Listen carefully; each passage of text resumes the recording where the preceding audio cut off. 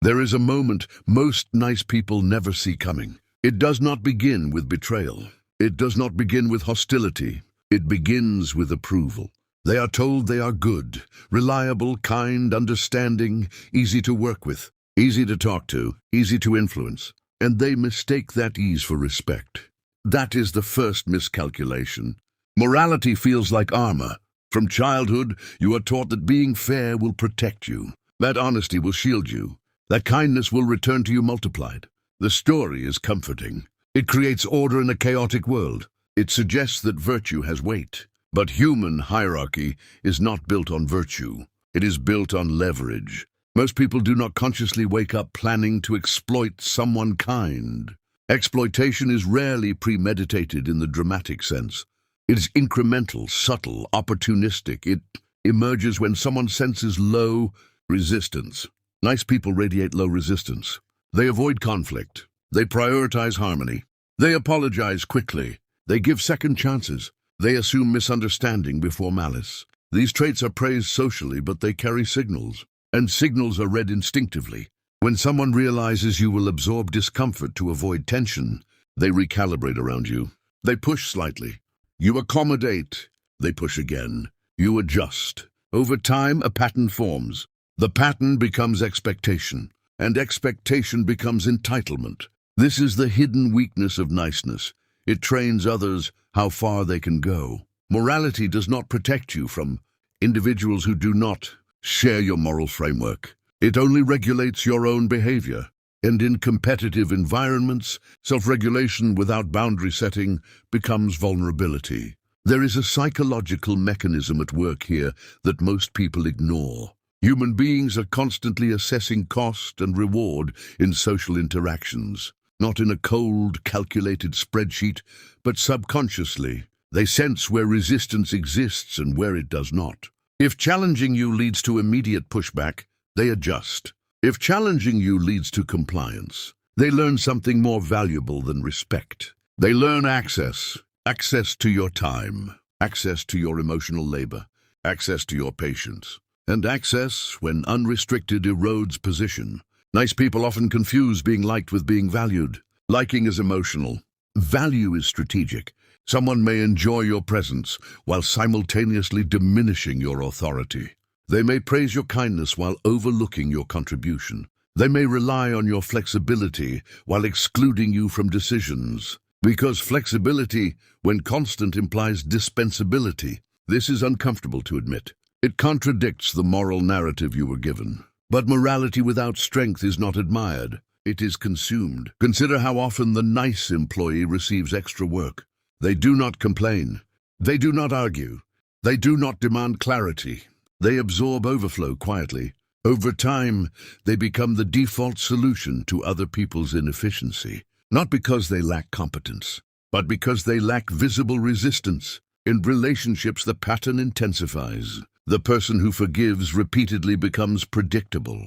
The partner who avoids confrontation becomes easier to disregard. The friend who always understands becomes the friend whose needs are rarely prioritized. Understanding becomes silent sacrifice. Sacrifice without boundary breeds imbalance, and imbalance breeds quiet resentment. The tragedy is not that nice people are naive. It is that they are consistent. They believe that if they maintain moral behavior long enough, others will eventually reciprocate at the same depth. But reciprocity requires shared values. It is not automatic. Some individuals interpret kindness as strength. Others interpret it as permission. The difference lies in their own character, not yours. Yet your behavior determines which type remains in your orbit. When you do not enforce consequences, you select for opportunists. That is not cynicism. It is pattern recognition. There is another layer to this dynamic that is even more unsettling. Many nice individuals derive identity from being needed. They feel secure when they are helpful. They feel valuable when they are accommodating. Conflict threatens that identity, so they unconsciously maintain situations where their niceness is required.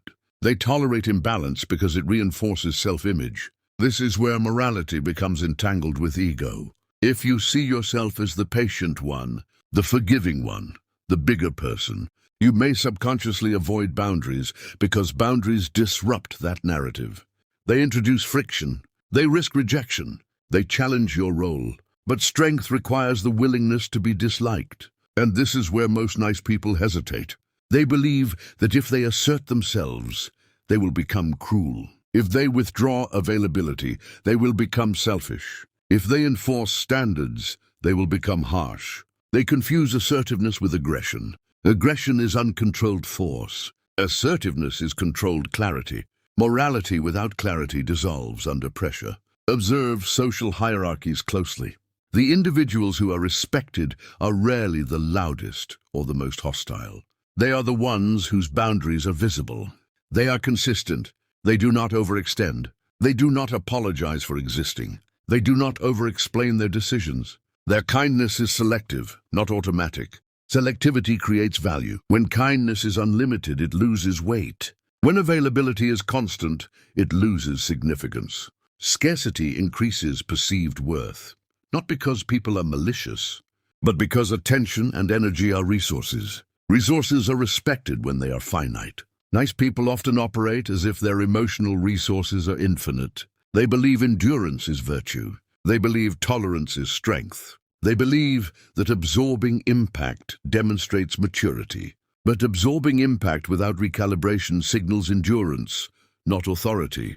Authority requires consequence. This does not mean becoming cold or manipulative. It means recognizing that morality does not replace power dynamics. It exists within them. If someone interrupts you repeatedly and you smile through it, you train them. If someone borrows without returning and you forgive without adjustment, you train them. If someone dismisses your input and you withdraw quietly without addressing it, you train them. Training is constant. The world responds to reinforced behavior. And here lies the deeper psychological truth. People test limits instinctively, not always maliciously, sometimes out of curiosity, sometimes out of insecurity, sometimes out of habit. But they test. When there is no limit, testing continues. The nice person often interprets testing as misunderstanding. They assume they didn't realize. They didn't mean it. They're just stressed. Sometimes that is true. Often it is convenient interpretation, because acknowledging that someone knowingly overstepped requires confrontation, and confrontation threatens harmony. Harmony is comforting, but forced harmony is artificial. It hides imbalance rather than resolving it. Over time, suppressed frustration leaks out. It appears as sarcasm, withdrawal, passive resistance, emotional exhaustion. The nice person becomes quietly resentful, confused about why they feel unappreciated. They gave so much, yes, but they gave without demanding equilibrium. Morality governs your choices. It does not guarantee others will mirror them. If you do not pair morality with boundaries, you create asymmetry. Asymmetry invites exploitation. The strongest individuals understand something most avoid. Compassion and firmness are not opposites. They coexist. You can be fair and unyielding. You can be kind and immovable. You can be generous and selective. What protects you is not goodness alone. It is the willingness to withdraw goodness when it is abused. This is where fear enters for many. The fear of becoming what they dislike. The fear of losing relationships. The fear of appearing selfish. But examine the pattern closely. Those who respect you will adjust when you assert boundaries. Those who benefited from your lack of boundaries will resist. Resistance reveals motive, and motive clarifies alignment. Morality without discernment creates vulnerability. Discernment without morality creates cruelty. The balance is deliberate strength. There is a reason history rarely remembers the endlessly accommodating. It remembers the decisive. The individuals who understood that being ethical does not require being submissive. That being fair does not require being available for misuse. The hidden weakness of nice people is not kindness. It is the assumption that kindness alone shapes outcomes. Power dynamics shape outcomes. Social structures reward clarity. They reward confidence. They reward individuals who define their own limits. When you begin defining limits, some will accuse you of changing. They will say you are different, less easy, less flexible, less agreeable. They are correct. You are less accessible to exploitation. And that discomfort is not a sign of moral failure. It is a sign of recalibration. The world does not punish kindness. It punishes predictable compliance. Once you understand this, you see interactions differently. You notice who increases demands when you are accommodating. You notice who respects a simple no. You notice who withdraws when you stop overgiving. The pattern becomes visible, and visibility restores choice. You are not required to become ruthless. You are required to become aware. Morality can guide your actions, but only boundaries protect your position. Without boundaries, niceness becomes self-erasure. With boundaries, niceness becomes strength. The difference is subtle, but it changes everything. There is something even more unsettling beneath all of this. Nice people are not only vulnerable to others, they are vulnerable to themselves. They often carry an unspoken contract in their minds. If I am good enough, patient enough, fair enough, I will be safe. Safe from conflict. Safe from rejection. Safe from abandonment. This belief does not come from logic. It comes from conditioning. Many learned early that approval followed compliance, that love followed agreeableness. That tension dissolved when they were accommodating. So they adapted. They became easy, predictable, low maintenance, and that adaptation followed them into adulthood. But the world outside childhood does not operate on parental contracts. It operates on negotiation, leverage, and self-interest. When a nice person enters a competitive environment, they unconsciously assume others are operating from the same moral baseline. They expect restraint because they practice restraint. They expect fairness because they practice fairness. This projection blinds them. Projection is not innocence. It is assumption, and assumption distorts perception. When someone undermines them, they hesitate to interpret it as strategic. They reinterpret it as stress, misunderstanding, insecurity. They soften the narrative because the alternative would require confrontation. But avoidance of confrontation does not eliminate aggression. It only displaces it. The aggression continues, subtle, incremental, until the imbalance becomes normalized. Here is where the deeper psychology emerges. Human beings do not merely respect kindness. They respect what they cannot easily dominate. Domination does not always look violent. It looks like control over outcomes. Control over time, control over emotional direction. If someone can reliably predict your response, they gain micro-control. Predictability is comfort in relationships. But in power dynamics, predictability lowers status. When you are consistently agreeable, others stop negotiating with you. They begin deciding for you.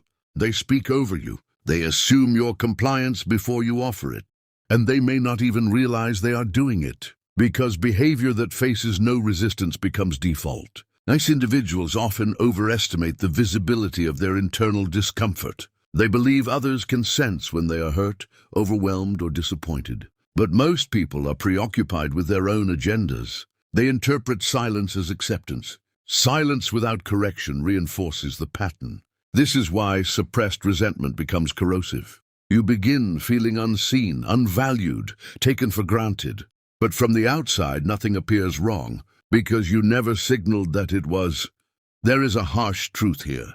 People treat you according to the boundaries you enforce, not the intentions you carry. Intention is internal. Boundaries are external. External signals shape behavior. The nice person often communicates internally and hopes externally. They hope others will infer limits without explicitly stating them. They hope others will notice exhaustion without being told. They hope fairness will be mirrored without demand. Hope is not strategy, and in environments where ambition, insecurity, and competition intersect, strategy determines outcomes. Consider how predators in nature identify targets. They do not choose the most ethical. They choose the most accessible, the isolated, the injured, the unaware. In social environments, accessibility is measured through compliance and tolerance. The one who rarely says no becomes the easiest yes. Over time, something else happens. The nice person begins to feel morally superior. They observe the selfishness around them and quietly conclude that they are better, more evolved, more decent. This silent superiority becomes a shield against self-examination. But moral superiority without influence is isolation. It creates internal pride but external powerlessness. You may be ethically correct and still socially disregarded, because social hierarchies are not determined by ethical scorecards. They are determined by perceived strength, value, and resistance. There is another uncomfortable layer. Some people are drawn to nice individuals precisely because they sense malleability.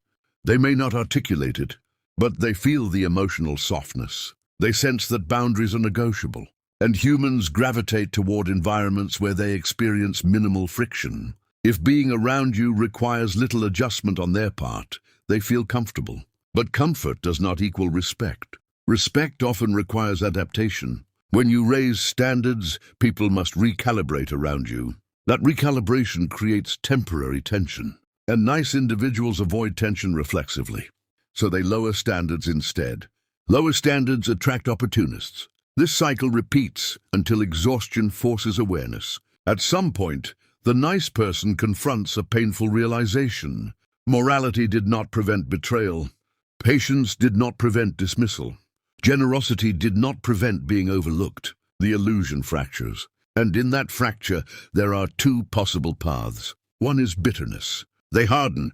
They swing to the opposite extreme. They become cold, distrustful, guarded to the point of isolation. The other path is integration. Integration means retaining morality while acquiring discernment, retaining kindness while developing selective access, retaining empathy while enforcing consequence. This requires psychological maturity. You must detach from the identity of the nice one, because identity traps behavior. If you must always be the agreeable one, you will sabotage your own boundaries to maintain consistency. Consistency is admirable, but only when it serves you. There is a quiet power in being kind by choice, not by compulsion. Compulsive kindness is anxiety-driven. It seeks approval. It avoids discomfort. It fears rejection. Chosen kindness is controlled. It does not fear being withdrawn. It is offered where reciprocity exists. It is withheld where it is exploited. This is the transformation. You stop confusing being good with being safe. You accept that morality is a compass, not a shield. A compass tells you where to move. It does not block what moves toward you. You must build the shield separately. The shield is boundaries. The shield is consequence. The shield is the willingness to tolerate being misunderstood. When you begin enforcing boundaries, you will feel internal conflict, guilt, doubt, fear of appearing harsh. That is the residue of old conditioning. It is not evidence that you are wrong. Growth often feels like betrayal of former identity, but the former identity did not protect you. There is a paradox here that few articulate. The more you respect yourself, the more selective your kindness becomes. And the more selective your kindness becomes, the more it is valued. Scarcity creates significance. When people know that your time, patience, and understanding are not automatic, they approach differently. They measure their behavior. They become more careful, not because you demanded obedience, but because you demonstrated limits. Limits generate structure.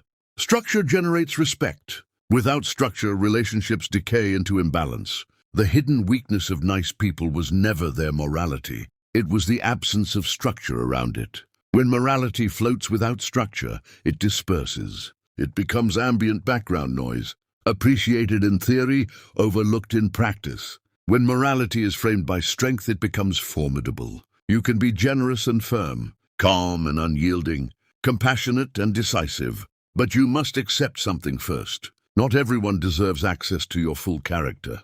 Access is earned, not assumed. The moment you internalize that, you stop negotiating your worth through overgiving. You stop proving your goodness through endurance. You stop hoping that sacrifice will translate into security. Security comes from self-definition, and self-definition requires boundaries that do not tremble under pressure. Once you reach that state, something shifts in your posture, in your tone, in your presence. You are no longer trying to be perceived as good. You are simply aligned. Aligned people are harder to manipulate, and that, more than morality alone, is what protects you. And now we arrive at the part most people avoid, because once you understand everything we've uncovered, you cannot return to ignorance. You now see that niceness is not a shield. Morality is not armor. Good intentions are not strategy. The world does not reward purity. It responds to power. It responds to clarity. It responds to those who understand human nature without flinching. The hidden weakness of nice people was never kindness itself. It was unconsciousness. It was believing that because you would not manipulate, others would not either. It was assuming that fairness governs outcomes. It was expecting decency from people who operate by advantage. It was mistaking self-sacrifice for strength. Kindness without awareness invites exploitation. Morality without boundaries invites invasion. Empathy without discernment invites control.